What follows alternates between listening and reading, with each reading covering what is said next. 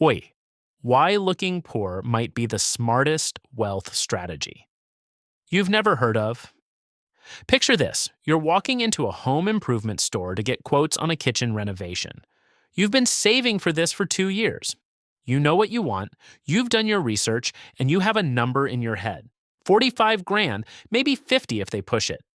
But you've also just come from a Sunday brunch, so you're in your Patagonia fleece, your cashmere sweater underneath, your watch.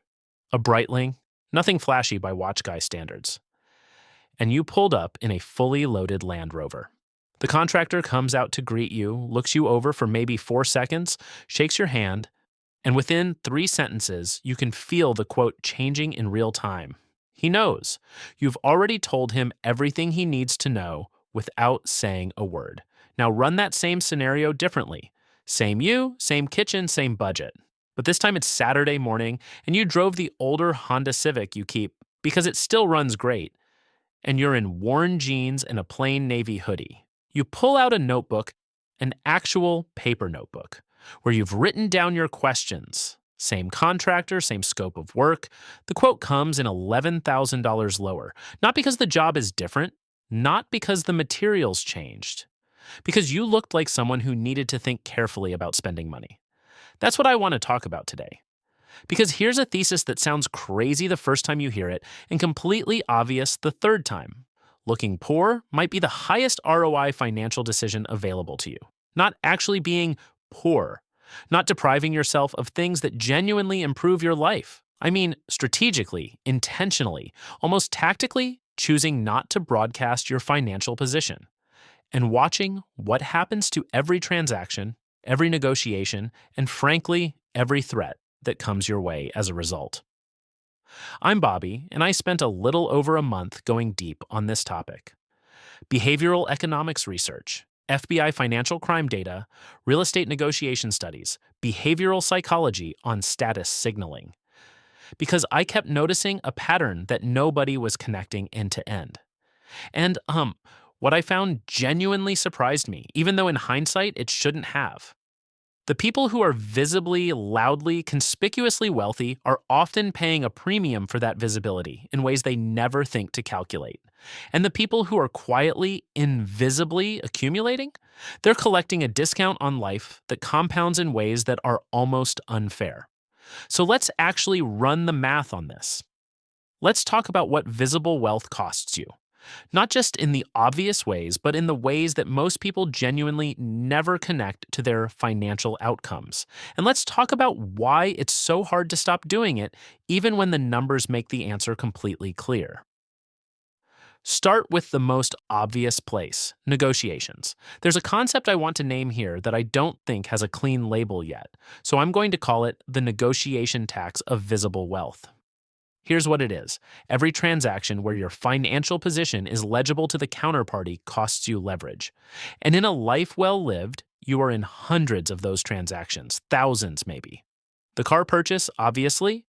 Studies have shown that buyers who arrive at dealerships in luxury vehicles or expensive clothing pay measurably more for the same car than buyers who arrive in modest vehicles or casual clothes. But that's just the entry point. Think about salary negotiations. Research from Carnegie Mellon and other institutions on anchoring and status signaling in negotiation contexts consistently shows that counterparties, employers in this case, use perceived lifestyle as a signal of financial need or lack of it. If you roll into a salary discussion and you've been posting your Tulum vacation and your new Tesla on LinkedIn and Instagram, you've already told them something useful. You're comfortable. You're not desperate. Which means, strategically, they may anchor lower because they believe you'll accept it. Whereas the person who quietly presents as price sensitive, who creates the impression of someone who really needs this to work out, has a fundamentally different leverage position. I want to make this concrete with a story that illustrates the math. I talked to someone. I'll call him David, a software engineer, mid-30s, household income around $280,000, net worth somewhere north of 600 grand. By any reasonable measure, David is doing extremely well, and David looks like he's doing extremely well.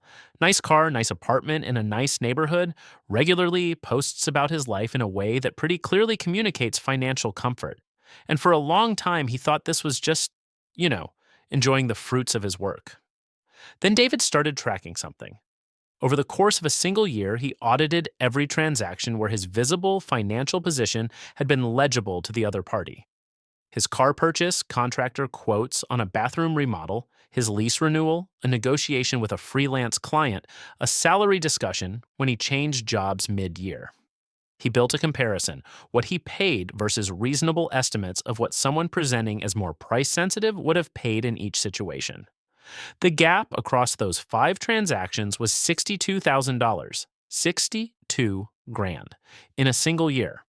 And that's not a theoretical number, though that's the actual spread between what he paid and what the data suggested.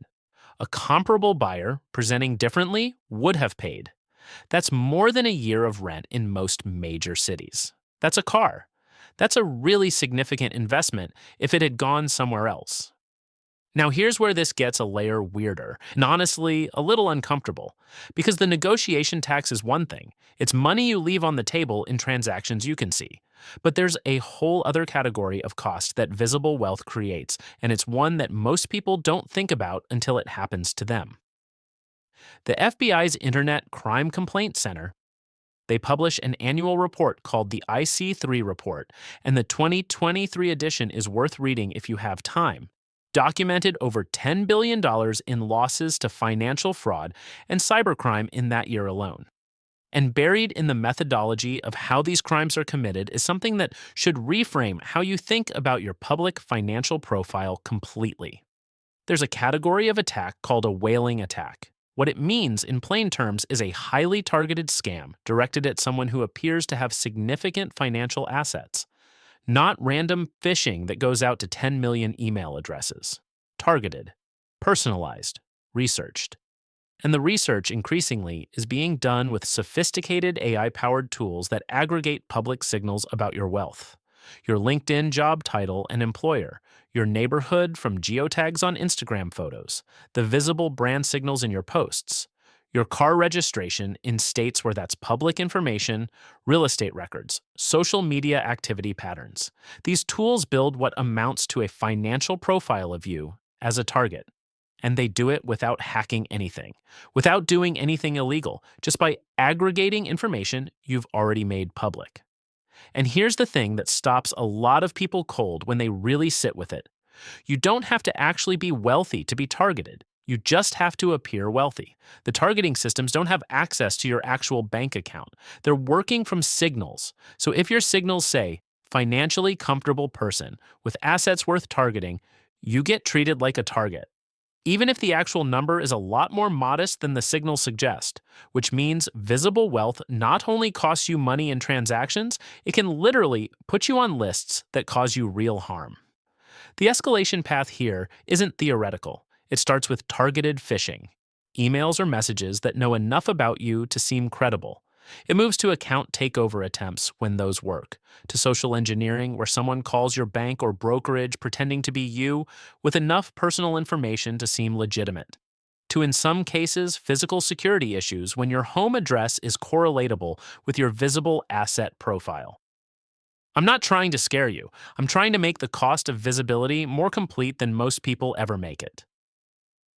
Okay, so let's actually build the numbers out side by side, because I think seeing this in explicit dollar terms is where this goes from interesting to kind of wild. Meet Victor and Steve, same city, same job, same gross income, 180 grand a year. Same starting net worth, call it $200,000 in savings and retirement accounts. They're functionally identical financially, but they make different choices about how they present to the world. Victor, let's call him Visible Victor, drives a $65,000 BMW on a lease that runs $1,100 a month. He's in a $3,800 a month apartment that's a stretch, but look, it's a nice building and he likes it. He wears recognizable brands. He posts his life on Instagram, including vacations and restaurants. His LinkedIn is carefully curated to signal success, and in every transaction, his financial position is pretty much readable on him. Steve, stealth. Steve drives a 3-year-old Honda he bought for 28 grand cash. He's in a $2,400 a month apartment that's genuinely good but not impressive. His clothes are quality, and he's not wearing garbage, but they're not signaling anything. His social media is minimal and deliberately vague about lifestyle details. He looks, to any outside observer, like a comfortable but not particularly wealthy person. Let's run the direct costs first. Victor's car versus Steve's. Over 10 years, that lease versus owning conservatively, you're looking at around $132,000 in favor of Steve, accounting for payments, insurance differential, and what Steve's 28 grand purchase costs compared to total lease payments. The apartment delta is $1,400 a month. Over 10 years, that's $168,000. But let's invest Steve's savings at a conservative 7% annual return. That apartment difference alone invested is over $232,000 in 10 years. Now layer in the indirect costs, the negotiation tax. If Victor is paying even $20,000 a year more in aggregate across all his transactions where his wealth is legible, cars, contractors, services, salary negotiations, and Steve is systematically capturing the other side of that, the 10-year gap with compounding is another $276,000. Add in security costs. Victor's more expensive apartment likely needs renter's insurance with higher premiums. He's potentially a target for the kind of attacks we just talked about, which have real financial consequences. And there are documented cases of wealthy appearing individuals paying premiums in everything from legal services to medical procedures because they present as able to afford it. When you total it up, the 10-year gap between visible Victor and stealth Steve, same income, same starting point, different presentation, can reasonably land somewhere between $600,000 and $800,000 in net worth differential on identical incomes. That number barely seems real, but every piece of it is completely defensible.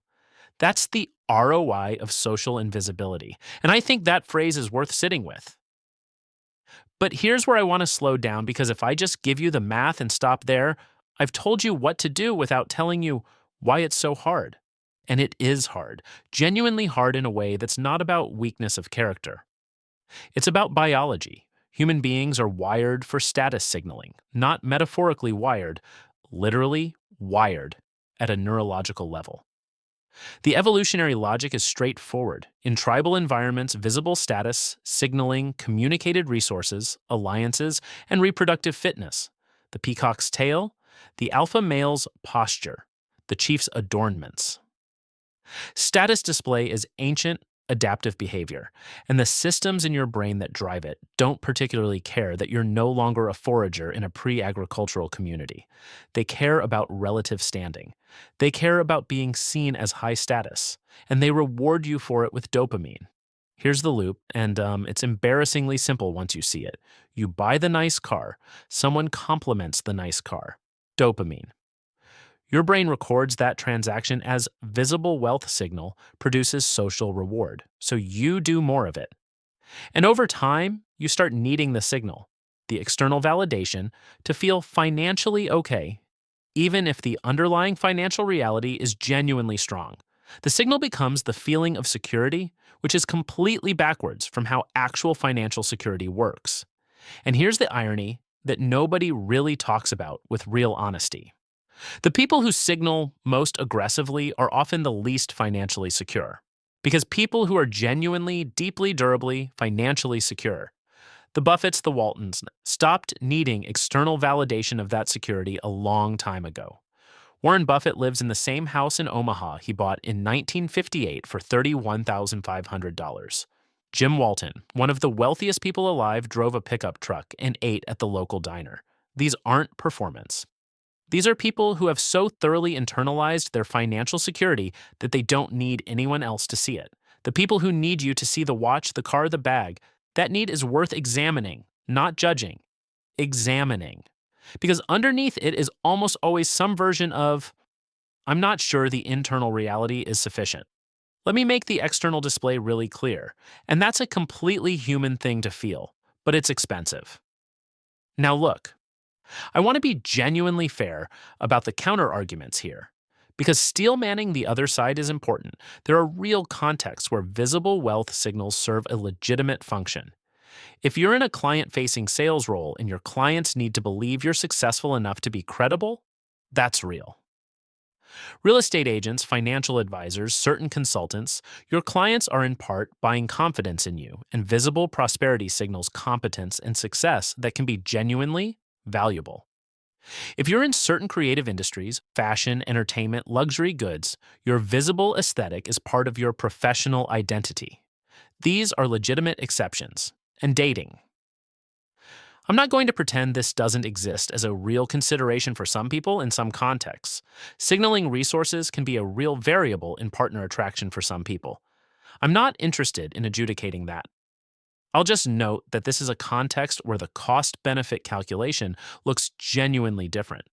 But here's the framework I'd offer for thinking about when wealth signaling is actually serving you versus when it's just serving your ego. Signal competence, not wealth. Competence signals sequirashiro. The quality of your work, the depth of your knowledge, the track record of your outcomes are almost universally valuable in professional contexts and almost universally have none of the downsides we've been talking about. Wealth signals, the visible display of expensive things, are context specific in their benefits and global in their costs. The negotiation tax doesn't go away because you work in real estate. The targeting risk doesn't go away because you have a good reason to look successful. So the question isn't whether you can signal, it's whether you're signaling the right thing.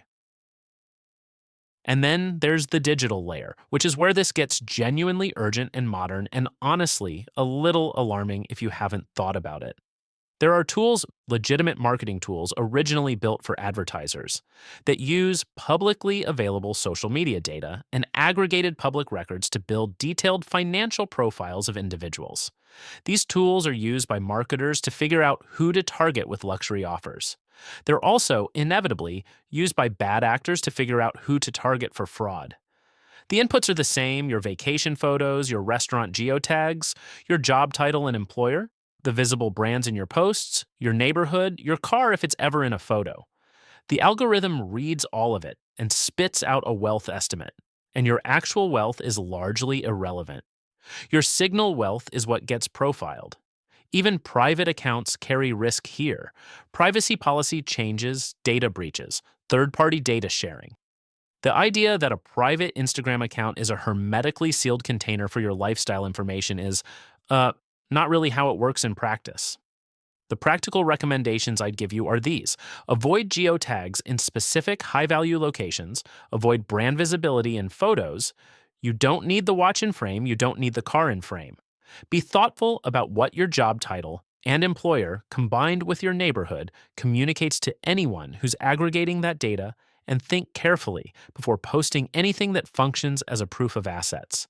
This isn't paranoia, it's treating your public profile like the financial document it actually is. Before I wrap this up, drop a comment and tell me, what's the one status signal in your life that you know is costing you more than it's giving you? I'm genuinely curious. Here's where I want to land because I don't want this to be a lecture about living like an ascetic monk who sleeps on a mat and considers pleasure to be a moral failing. That's not the thesis. The thesis is more precise than that. There are two categories of spending: things that genuinely improve your life, your actual quality of experience, your health, your relationships, your freedom, your ability to do work you care about, and things that perform wealth for an audience. The first category can be as lavish as you want, and it makes complete sense. The second category, run the numbers, because the ROI on performing wealth for an audience that isn't actually tracking your performance that carefully is almost universally terrible, and the cost compounds in ways that most people only see in retrospect. Here's the concrete action step. This week, sit down and audit your current monthly expenses. Not to cut everything, to categorize. Which of these genuinely improve my life, and which of these are primarily signals? For everything in the signal column, calculate the annual cost. Then calculate what that number looks like invested over 20 years at 7%. That's not a hypothetical. That's the actual alternative. The compounded cost of the signal versus the compounded growth of the alternative. Because the reframe that I want to leave you with is this: we've been taught implicitly that looking successful is part of becoming successful, that the visible signals of wealth attract the opportunities that create more wealth. And maybe in some narrow contexts, that's marginally true. But the overwhelming weight of the evidence, behavioral economics, negotiation research, cybersecurity data, compound math, points in the other direction. The people who are actually, durably, quietly building serious wealth are mostly doing it invisibly. They're not on the scoreboard, they're not in the display case.